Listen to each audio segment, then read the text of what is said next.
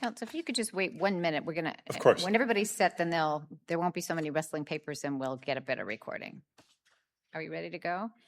Looks like we are. Great. Okay. Good morning, and may it please the court. I'm Dominic Dre, and with Andy Spielman, I represent the appellant Silverton Mountain Guides. I'll endeavor to save 2 minutes for rebuttal. Okay. The Judicial Council was correct that former Judge Kindred's abhorrent behavior would cause reasonable people to question his impartiality. And how could it not? The facts in this case are exceptional. They include a sexual assault of a woman who had previously served as his law clerk, and then, at the time of this litigation, worked at the U.S. Attorney's Office. An inappropriate relationship with his second attorney in the U.S. Attorney's Office. Alcohol abuse, jokes about bringing heroin to parties with law clerks, lying to the Judicial Council, telling the victim to, quote, keep your head down and shut the expletive up just a couple months before this case was assigned, a pathological tendency to lie, and a professed motto of who gives an expletive about ethics. And even according to his own terms, former Judge Kindred described himself as extremely petty. Might a reasonable person... Counsel, our time is going to run real fast here, so I'm going to jump in. The groundwork that you're laying seems to me to be an argument for every single case that Judge Kindred touched has to be undone because he was unethical and, you know, we can't trust any decision that he made. Is that your argument? And if it's not, then what is unique about this case? Fair question, because the floodgates are a chief argument from the other side. And no, of course, this doesn't require revisiting everything that he did in his, I think, 3.5 years on the bench, which is not a terribly long run anyway. But here are some limiting principles for the court.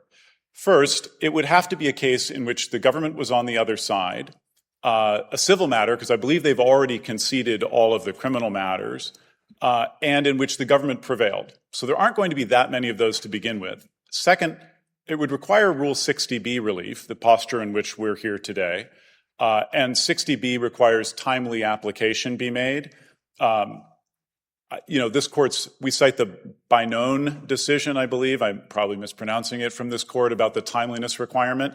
It relates to when a person would have learned of the claim. I think at this point, you would have had to bring your Rule 60 motion, and as far as I know, we're the only party to have done so.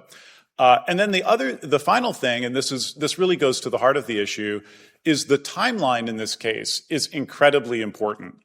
Our case was assigned to Judge Kindred within days of Chief Judge Murguia appointing the special committee to investigate him and authorizing the complaint. It was during our case, obviously we didn't know any of this, the U.S. Attorney's Office did, but we didn't know any of this. During our case, he was submitting false statements to the Judicial Council. He successfully pressured the more senior AUSA to lie to the Judicial Council. He had, become, as the Judicial Council said, I think it's pages 44 and 45, obsessed with maintaining secrecy.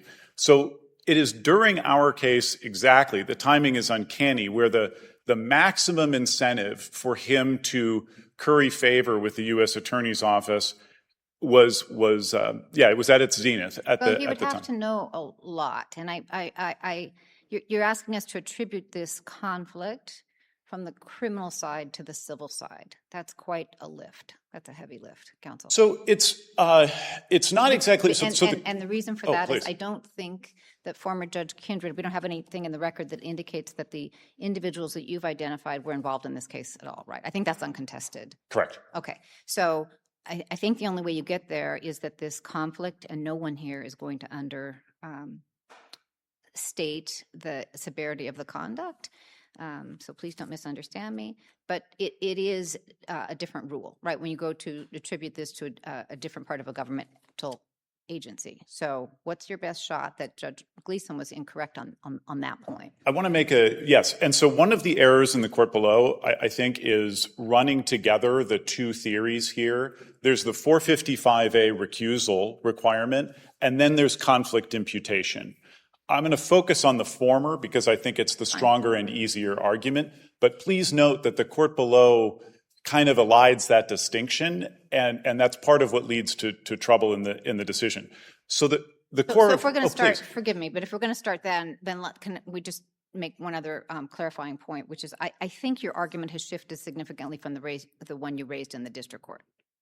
You had one argument in the district court that I think you've abandoned that had to do with the ethics, I'll say, of the competitor for the Forest Service petition. That's not before us, right? That's correct. That would be taken up on remand. Okay. So before the district court, did you make this other argument, which is that anyone working in the U.S. Attorney's Office, in either civil or criminal division, that former Judge Kindred would have had a motive to curry favor with all of them, any of them, because of the ongoing judicial proceeding? Was that before Judge Gleeson? Yes. Where? I'll have to check the briefs, Your Honor. I don't have that at my fingertips. I'm sorry to say. But our motion, I believe, is included in the excerpts of record starting at around page 20. I will check it during the time off. But again, I want to focus on the standard for 455A is not conflict imputation. And so it's a totality of the circumstances. Would reasonable people question this man's impartiality, or would they perceive a risk of bias? Reasonable, well-informed people. Correct. Hence, it circles back, I think, to well-informed people recognizing there's a difference between civil attorneys and criminal attorneys. Yes, that's true. And so the one and only, and I'll concede this point, the one and only fact in the record that might lead a reasonable person to think that he wouldn't be biased in favor, that he would hold the scales of justice true, as Caperton says, the one and only fact is that these lawyers were not on the matter, they were criminal lawyers instead.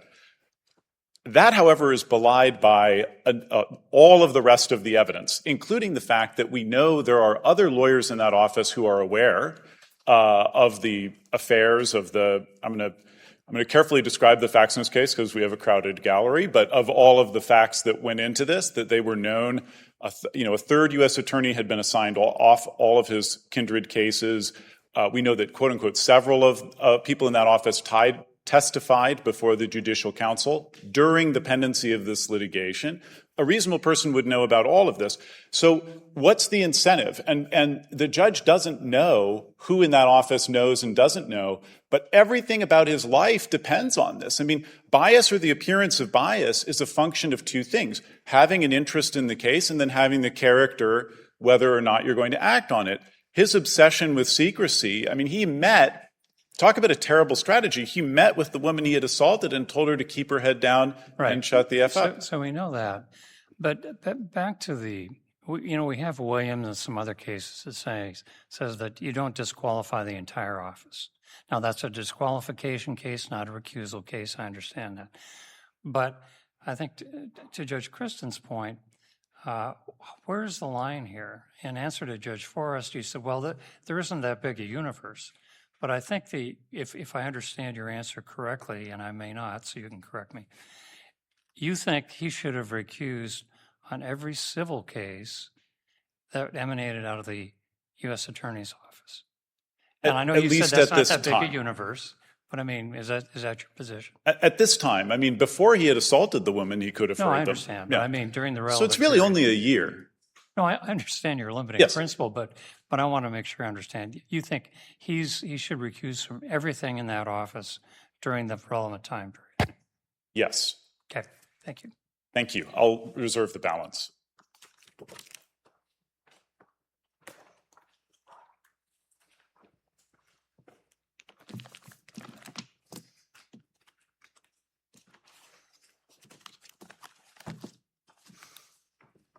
Your Honor, may it please the Court, Derek Weiss for the United States Forest Service.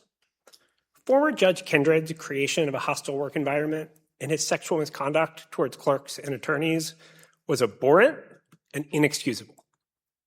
They rightly led to his sanction by the Judicial Council and his resignation. But the question in this case is whether they should lead to reopening a final judgment in a case where none of the parties and none of the attorneys were involved in that scandal. I have a procedural question, and that is, was there anything in effect that would have prevented former Judge Kindred from revealing to the parties in this case that there was an investigation going on involving him? Not that I'm aware of, and I think the rules of the Judicial Misconduct Committee allow the judge under investigation to make any disclosure that he would like. So, because several of the cases in this space talk about that, the disclosure of the conflict as a relevant thing to think about in terms of public confidence in the process and prejudice to everybody involved. And so it does raise the question of, that goes against transparency and a demonstration of ethics. I think disclosure of the conflict is important where there is a conflict. Our fundamental proposition here is that because this was a civil case in which none of the attorneys working on the case were involved in that scandal. But we have to, I reckon there's no facts, right? Like I'm not aware in the record that there's any concrete facts that these civil attorneys or any civil attorneys in the U.S. Attorney's Office knew the details of what was going on with this judge. Is that correct? That's my understanding. Correct. But we can also think about inferences, right? And so what do we do with that in terms of, yes, we don't have specific evidence that there were conversations between the civil and the criminal side of the house, but this is a small office. People talk in the office. Was there a legal bar preventing people from talking about this within the office? I'm not aware of a legal bar. I do think this court's case law says that when ruling on a Section 455 recusal question, we don't rely on speculation. And while I understand that there could be inferences that could be drawn, I don't think it's a reasonable inference here to think that the civil attorneys who were involved in this case knew about the scandal, and they certainly haven't made allegations that they did. But what do we, the legal, I'm sorry. No, go ahead. We don't have to have proof of an actual conflict or an actual bias. It's the appearance, right? It's the, might reasonably be questioned. His impartiality might reasonably be questioned. So in that context, doesn't inference play maybe a bigger role than it otherwise would if you had to prove an actual impartiality or bias? I disagree. I think in cases like Holland, the 455A standard is still looking at a thoughtful, well-informed observer who understands the facts.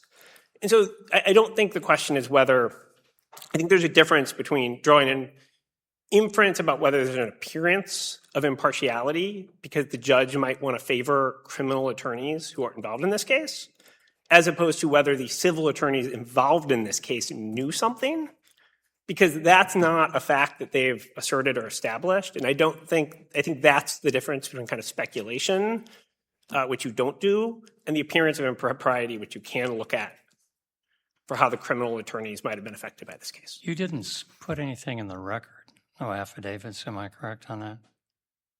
Correct. In other words, you probably could have put in the record an affidavit from the attorneys involved here that said we didn't know anything, but you didn't.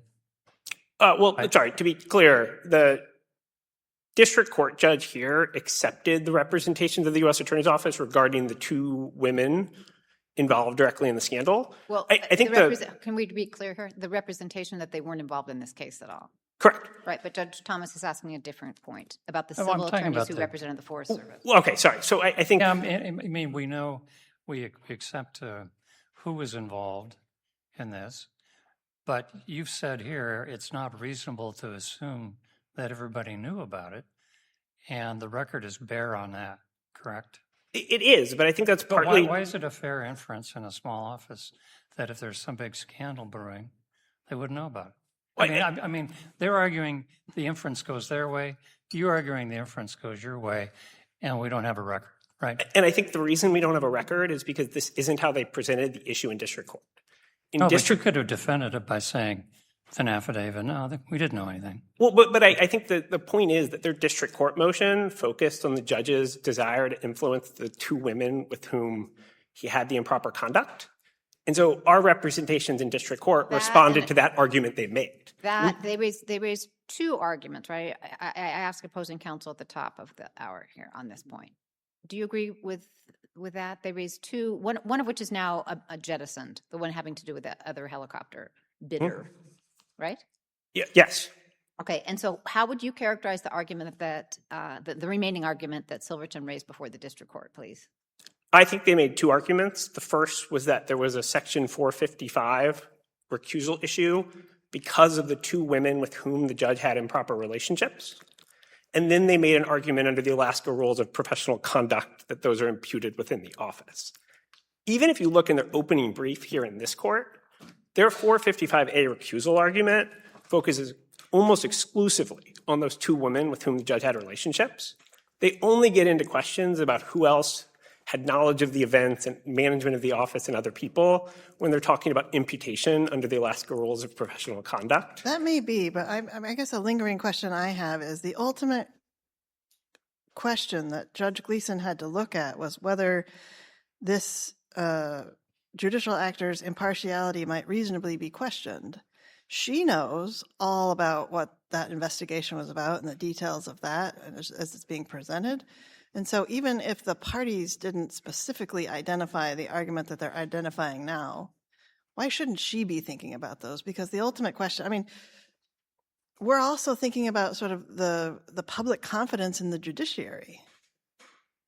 Why isn't that an abuse of discretion not to be thinking about those broader questions, even if the parties have chosen to argue some irrelevant ethical point or ethical rule? Yeah, so I think I would make 2 points. The first is that I think under party presentation principles, the plaintiffs are the master of the motion they want to bring. And I think the second is there are 2 independent grounds here that Chief Judge Gleeson ruled on.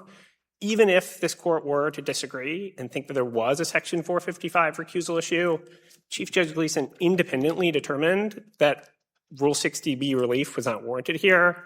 That's an equitable relief left to the sound discretion of the district court. For the same reason that you mentioned, that Chief Judge Gleeson knew the facts about the recusal, Chief Judge Gleeson's also better positioned to weigh the relevant equitable factors about whether Rule 60 relief is warranted.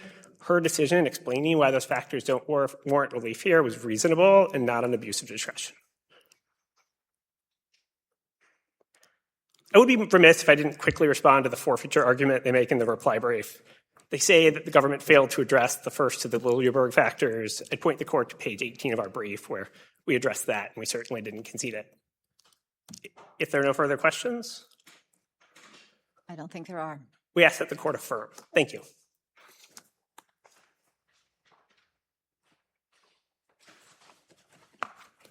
In answer to the question about where the 455A is discussed in the papers, it's at ER 26 through 30. In particular, at 28, we talk about other people in the office who are aware. I'll let the court take a look at that, but it wouldn't matter. I've read that several times. It wouldn't matter even if the argument was just that he had an incentive to curry favor with the 2 women involved and not with the office as a whole, because his whole career depends on them staying silent. The people he tells to keep your head down and shut the expletive up are the women involved. It's not, he doesn't have that meeting with the U.S. attorney. So, yes, there are many inferences, and I think they're adequately preserved based on the papers for the entire office. But even if you just focused on the 2 women involved, the second one of them breaks their silence, this guy's life is over. He has every incentive, and that's the key insight here. And in fact, it's one of the things that colors the error below. The error below was it's at ER 11, 12, and 16, where the district court says you need to have evidence or facts indicating Judge Kindred was partial. That's not the standard. It's a clean legal error. The test is not actual bias or actual partiality. The test is the perception of that bias or partiality. And in this case, the Judicial Council has done the hard work already. The violation of Canon 2A is exactly based on partiality. The quote that we repeat from ER 65 is related to people questioning his impartiality, and it goes to the core of the judicial function. Counsel, you're out of time, so let me just I appreciate the distinctions that you've made. I think you're largely repeating the arguments made in your brief. I promise you we've read these briefs very, very carefully, but they do seem to hinge upon this notion that the contact with criminal attorneys has to be imputed to the civil side of the office. May I respond? I'm Yes. over time. That's not exactly right. Imputation, I take imputation to be the technical term under Rule 111D. What is necessary is for a reasonable member of the public looking at this A to well-informed member of the question- public. And Yes, we're of just course. about- so we're just assume about that out I'm of time. including all of So that. we're just about out of time, but I'm going to ask you to focus on this question. Yes. What's the best argument you've got that a reasonable, well-informed member of the public would reasonably infer, because we don't have any evidence that there was any of this sort of cross-pollination that you're asking us to speculate about? What's your best shot? I think the answer is Creech. where you have Sorry, what? the Creech case, which the other side doesn't discuss in their brief, but we rely on heavily. In that case, and I apologize, but I'm going to take a couple sentences if I I was may. on Creech. I know Creech very well. It's readily distinguishable. Well, Creech involves someone in an elected prosecutor and the fear that, there's some interaction in that office that would make that person look bad. There was a request, a motion in advance. It's a capital case. It was a motion in advance to ask the judge to recuse it. The judge denied it. In the process of denying, the judge made statements about the qualitative nature of that relationship with the former co-clerk that were belied by the record. Well, it is the record in that case is nowhere near as impactful as the record in this case. And there, Your Honor is exactly correct. It was disclosed, and yet the court on mandamus ordered that the judge erred by not recusing herself. In this case, because she had minimized and really misstated the factual record, counsel. Yes, and so in this case, you don't have a minimizing of the friendship or whatever it is. You have something far more nefarious than being friends with a former co-clerk, and you have silence on it, which is just as devastating. When the question is, would a member of the public think that this guy could be neutral? The answer is a resounding no, as the Judicial Council already concluded. And I encourage the court to stick up for itself and vindicate the public confidence in the judiciary. One question. The difficulty in cases like this is we have to decide what a reasonable person would conclude. And my question to you is, here we are sitting far away from this case, and we have an abusive discretion standard with a district judge who says, no, I don't think so. I think people in here would understand that the two sections were different. So in our standard of review, tell me why that's an abuse of discretion.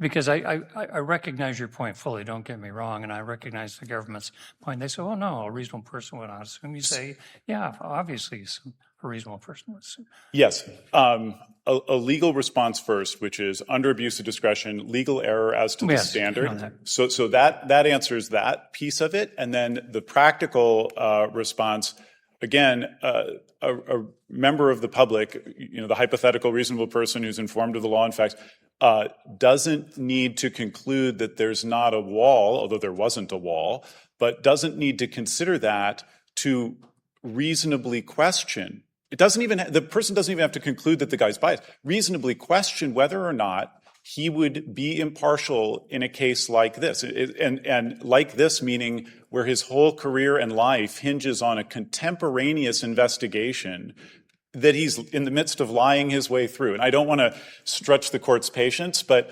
I think the district court erred, as on the legal side we've already talked about, but then even on the inference by asking too specific a question. Okay, thank you. Counsel, you just represented that there wasn't a wall within the U.S. Attorney's Office. Do you know that?